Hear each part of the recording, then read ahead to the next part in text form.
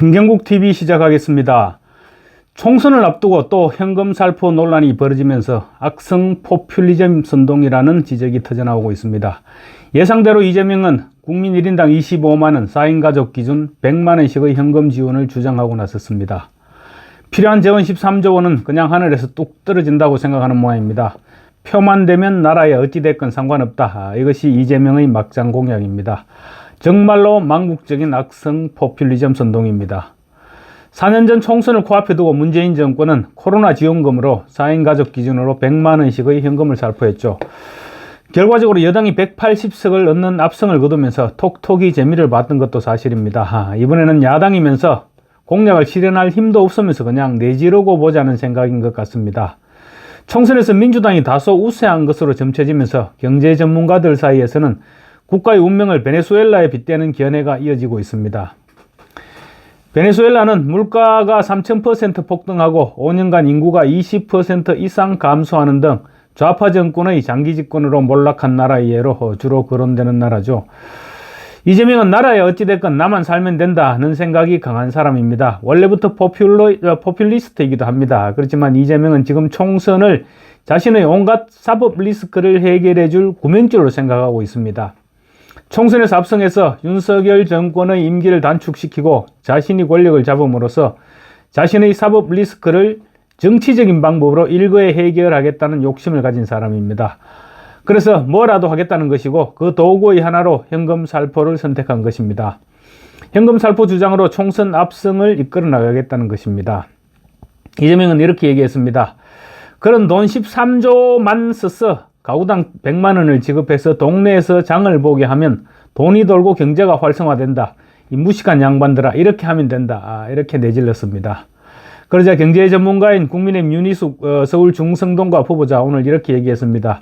이 무식한 양반아 계속 대파나 흔들어라. 13조 원을 쓰는 것은 겨우 잡혀가는 인플레이에 기름을 붓는 것이다. 이렇게 이재명 대표에게 되돌려줬습니다. 전 조선일보 주필이었던 유건일 뉴데일리 논술 고문이 방금 이재명 아르헨티나 그리스 필리핀 베네수엘라행 편도 티켓 팔기 시작했다는 제목의 칼럼을 올렸습니다. 유건일 고문은 현금 살포는 나라가 망하는 지름길이라면서 포퓰리즘의 달콤한 묘약이 또다시 날름거리고 있다고 지적했습니다. 그 누가 현금을 공짜로 왕창 퍼주겠다는데 싫어하겠습니까? 그렇지만 이 공짜에 맞들이다가는 나라 경제가 파탄나게 됩니다. 아르헨티나 포퓰리즘의 시작은 1940년대 아르헨티나의 후안 페론 대통령의 부인이었던 에바 페론의 선심성 정책에서 시작됐습니다. 우리에게는 Don't Cry For Me 아르헨티나, 그러니까 아르헨티나야 나를 위해 울지마 이 노래로 잘 알려있죠. 그 노래의 주인공인 에바 페론입니다.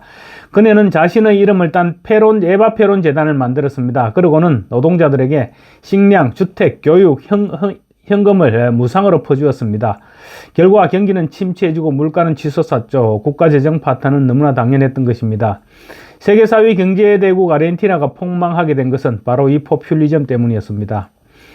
2003년에서 2015년까지 아르헨티나에는 또 제2의 페로니즘 열풍이 불었습니다. 크리스티나 페르난데스 대통령은 양육비, 실업수당, 전기, 교통, 보조금, 무상주택 이렇게 온갖 돈을 퍼주기에 여림이 없었습니다. 필요한 돈은 은행에서 마구 찍어냈습니다. 당연히 살인적인 인플레이가 뒤따랐겠죠. 사상 최고의 재정 적자를 내고 그녀는 퇴임했습니다. 뉴고문은 포퓰리스트로 망한 또 다른 나라로 민주주의의 발원국인 그리스의 예를 들었습니다. 1980년대 그리스는 복지 선진국이었습니다. 파판드레우 사회당 정권 때였습니다. 그는 표를 얻기 위해서 복지 확대를 멋대로 약속했습니다. 집권하자 출근 때 시간 대중교통 무료, 무상교육, 무상의료, 월세 국가 제공 이런 온갖 약속들을 남발했습니다. 국가 채무 비율이 당연히 뛰어올랐겠죠.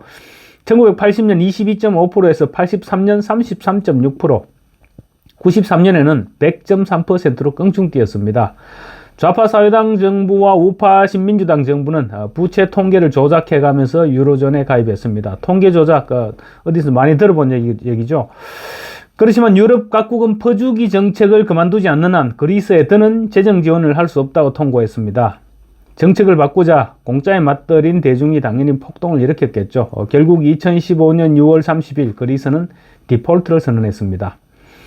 베네수엘라의 차베스도 있습니다. 우리가 포퓰리즘으로 망한 경우를 비유할 때 흔히 베네수엘라 꼴이 난다라고 얘기한 바로 그 베네수엘라입니다. 차베스는 대통령에 당선되면서 나는 민중의 한 사람, 민중을 위해 싸울 것이다. 나의 정부는 민중의 정부다. 이렇게 선언했습니다. 그래 놓고는 모든 경제 활동에 국가가 개입하도록 했습니다. 차베스는 전형적인 포퓰리스트였습니다. 빈민가에 나가서 방송이 중계하는 앞에서 다리 아픈 사람에게 목발을 사주는가 하면 치아가 나쁜 사람에게는 보철을 해주라고 시켰습니다. 중병이 걸린 환자를 쿠바까지 보내서 치료를 받게 했습니다. 그렇지만 그가 만든 사회주의 하에서 굶주린 사람들이 쓰레기통을 뒤졌고 나이 어린 소녀들이 몸을 팔기에까지 이르렀습니다. 그리 오랜 과거가 아닌 최근의 베네수엘라 얘기입니다. 사실 우리 정치권에서는 벌써부터 좌파 포퓰리즘으로 무너진 베네수엘라에 대한 이야기가 심심찮게 흘러나오고 있습니다. 총선 이후 윤석열 정부의 시장개혁이 이재명식 재정 만능주의에 압도될 것이라는 위기감도 지금 확산되고 있습니다. 민주당 내에서는 이번 총선에서 200석을 얻을 것이다, 이런 압승을 점치는 분위기가 점차 확산되고 있습니다. 이에 따라 민주당은 정권 심판론을 넘어서 윤석열 대통령 탄핵론까지 지금 거침없이 얘기하고 있습니다. 정치권에서는 지난 총선 결과가 재현될 경우 윤석열 정부의 시장개혁이 표류하는 것을 넘어서 정부의 존립 자체에 빨간불이 켜질 것이라는 우려가 지금 팽배해지고 있습니다.